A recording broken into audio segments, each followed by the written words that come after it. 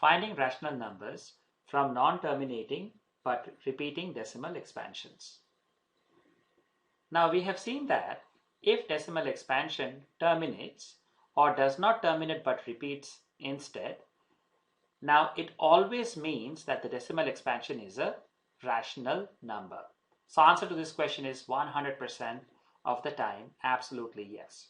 In the last video we looked at if a decimal expansion terminates, then the decimal expansion is a rational number. This is what we saw in the last video. So in this video our focus will be to find out that when a decimal expansion does not terminate, but instead it repeats, then in that case also the decimal expansion is a rational number. Now before we take a look at some of these examples of why this is the case, let's go over something that we have already learned. Say we have 4.3 and we put a dash or a bar above the digit 3. Now what does this mean? Well, as you can recall, this simply means that the digit 3 will be repeating. So the bar or the dash above means that the digit is going to repeat. So that means this number will be simply 4.3, then 3, then 3, then 3, then 3, so on and so forth. Why? Because the digit 3 has a bar. That means the digit 3 is repeating. So that's why we have 3, 3, 3, 3, so on and so forth, right? Now let's say we have a number 5.0175 and I'm randomly writing these numbers. And now let's say we have the bar on these three numbers. That means we have 3 places of decimal here and the bar actually is on all 3 numbers. So what does this mean? So this means that since the bar is on 3 of these digits, that means these 3 digits are repeating. So how will our number look like? So we will have 5.017017. Now because this is repeating, then we will have 017 again, then we will have 017 again, then we will have 017 again, so on and so forth. So in the first example here, we had only one digit was repeating, so 3, 3, 3. Here we have this block of digits, 3 digits which are repeating, right? So this is our second example. Now let's take a look at the third example. Maybe this time we will write something like maybe -2.5139, and I'm randomly writing these numbers from on top of my head. And let's say now we put dash on the last 2 digits. So in this third example, what we have is we have 4 places of decimal, but the last 2 digits have a bar on top. So then how does a number look like? Then our number now will be looking like -2.5139. Because the bar is on the last 2 digits, so it is the last 2 digits which will repeat. Then after this we will get 39, then 39, then 39, so on and so forth. So as you can see that each of these examples, the first, second and third, they are all examples of non-terminating but repeating decimals, right? What is an example of a terminating decimal? So for example, 1/4. So if you were to actually do the division, you will see this answer is 0.25. Now 0.25 is a terminating decimal expansion. But here we have all of these are non-terminating but repeating, right? So the question now is how we can say that if any one of these numbers are given, that these numbers are always a rational number. So we are going to actually take a look at a whole lot of examples, and through that we are going to find out that indeed that is the case. So let's take a look at 2 examples. So let's say why don't we try this? So let's say 4.3 bar, right? So let's say this is our first number, and let's say the second number is, what did we have? Say 5.017, and the bar is on the 3 digit 017. So we have 2 questions. And we have to show that both of them indeed represent rational numbers. So the first thing what we are going to say is, we are going to say, let us assume that this number is x. That is what we are going to say, right? Now I am trying to simultaneously solve this for a particular reason. You will see why. But obviously for you, you are not going to simultaneously solve when you are going to be facing these questions. So the first step is, let's assume each one of them is x, right? The second step is, we are going to multiply both of these numbers with 10 to the power of something.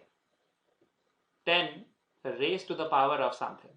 We know that if x equals this, right, then if we multiply both sides of the equation by same number, the equation doesn't change. So we can do that. So similarly here, we are going to multiply both sides with 10 raised to the power something. So what is this power something? So the power something really is the number of digits which are repeating, not the digit itself, right? But the number, the count of digits which are repeating. So here, the bar or the dash is above 3 or just one digit. So here, the exponent will be 1. 1. In this particular example, there are 3 digits which are repeating, 0, 1, and 7. So here, the exponent will be 3. So this is the reason why I wanted to show both of them simultaneously, that in order to find out the rational number, you have to multiply both sides with 10 raised to the power something, but the power something really depends on how many digits we are repeating, or how many digits are being repeated, right? Now from this point forward, we are going to solve both of them one at a time. So let's say, so 10 raised power 1 is just 10, so this will be 10x, right? So we have here 10x equal to, now 4.333 simply 4.333, so on and so forth, right? Multiply by 10. Or we can say that we have 10x equals, now when you multiply this by 10, so the decimal will shift one place to the right. So we will have 43.333, so on and so forth, right? Now at this point, we are going to break this number into two parts. So the first of the parts in which we are going to break will be the starting number. So what was the starting number? 4.333. This was a starting number. So we are going to break this into something plus something.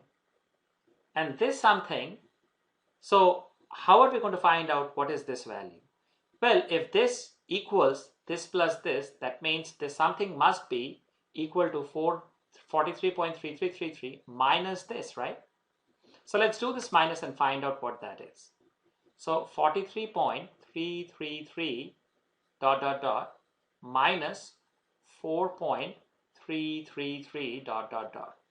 So what we get here is the entire decimal part goes away, and we have 43 minus 4, which is just 39.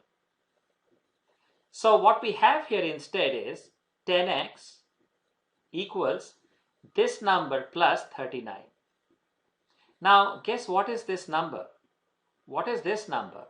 This is nothing but x. Isn't that what we started off with? Of course. So then that means what we have here is, we have 10x equals x plus 39, or 9x. We take the x on the other side. So 10x minus x, 9x equals 39, or we say, let's write it over here. Maybe let's try to squeeze it over here. Or x equals 39 over 9. So what we have found out is indeed x is equal to 39 over 9. Now what is x? X is this value, right? So this was a starting non-terminating but repeating decimal expansion. We assume this to be x. And through this calculation, we have proved that x actually is 39 over 9. Is 39 over 9 a rational number? 100%. Because both 39 and 9, they are integers, and 9 is not equal to 0, the denominator. right? Now, I will strongly encourage you to go ahead and actually do a division and find out what the decimal expansion looks like, and you will see that comes out to be this. Now, let's get back to this question. So here, the 10 was raised to power 3. So what we have here is we have 1000x, right? 10 power 3 is 3 zeros, so 1000x equals, this number is 5.017 dot dot dot, right? And this multiply by 1000. Now when we multiply by 1000, so what happens is the decimal point shifts 3 digits to the right, correct?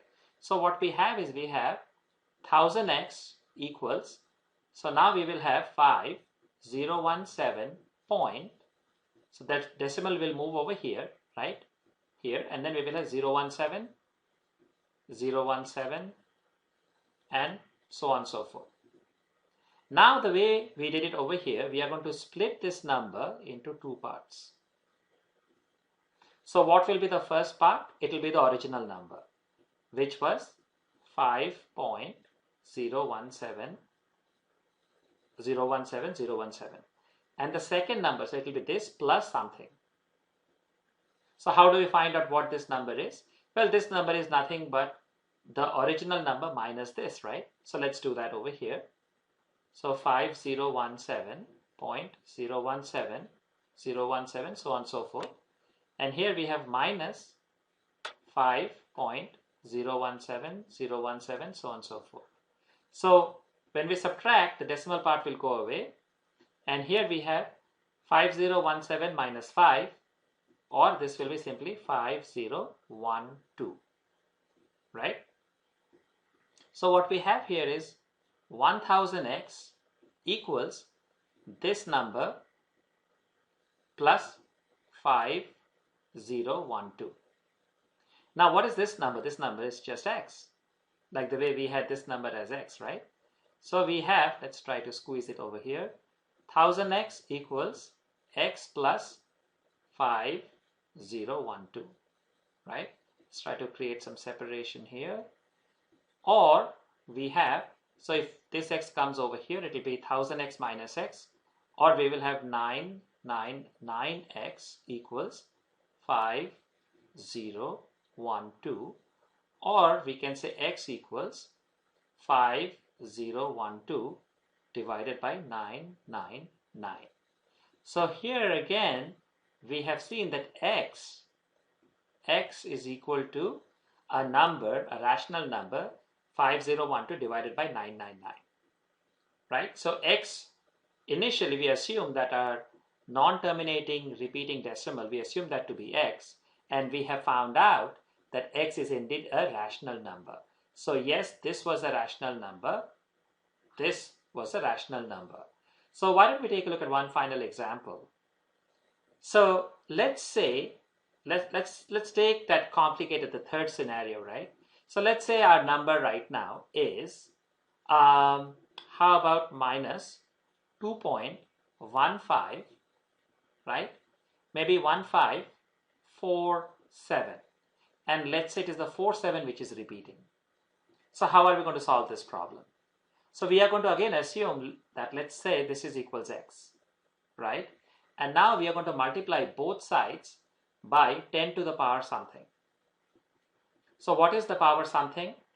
That depends on how many digits are repeating. So if we have 2 digits repeating, so we will actually multiply both sides of this equation by 10 to the power 2. So we will have here on the left side, we will have 100x, right? Equal to, if we write this number, we will write this number as minus 2.1547, so on and so forth, right? And this will be multiplied by 100. 10 power 2 is 100. Now in this case, the decimal will move 2 places to the right side. So we will have 100x equals minus 215, right? So if this goes 2 spots here, so we will have minus 215.47, right? So 47, so on and so forth. Yes. And So that is what will happen when we actually do the multiplication. Correct?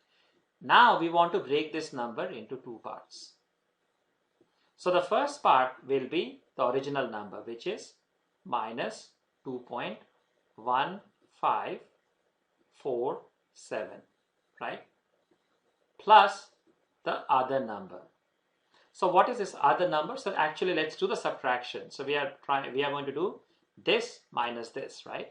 So we will have minus 215.474747, right, which is this number, and then we will write our original number here, which is minus 2.1547, so 154747, so on and so forth, and we are going to subtract, right?